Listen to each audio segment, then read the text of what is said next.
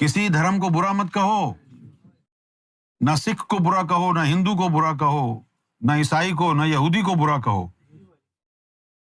سمجھ گئے؟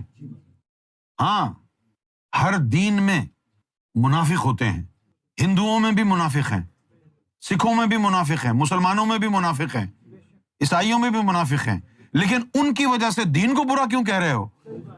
ان منافقوں کے علاوہ مومن بھی تو ہیں، اللہ والے بھی تو ہیں،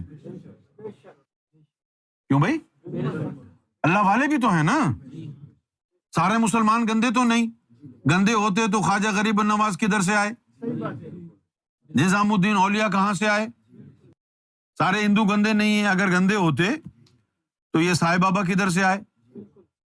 اور ایک اور بھی ان کا ہندوؤں کا ایک بہت بڑا ولی گزرا ہے، اس کا سرکار نے نام بھی لیا تھا، نارائن داس۔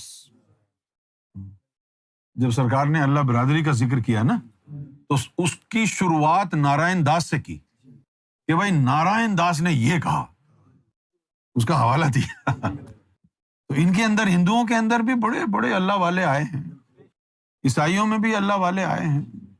بھائی وہ جو عیسیٰ علیہ الصلوۃ والسلام کے جو ساتھی تھے، حواری تھے، ان کو تو لے گئے نا وہ اریسٹ کر کے رومنس، تو جو باقی جو لوگ تھے ان کو عیسیٰ علیہ السلام نے بھیج دیا تھا کہ تم نکلو یہاں سے، تم یہاں نہیں ہونا کل، تو وہ نکل لیے۔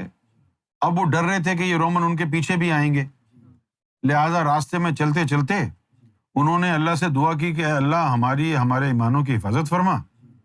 تو اچانک ان کو غار نظر آیا، وہ اس میں چلے گئے۔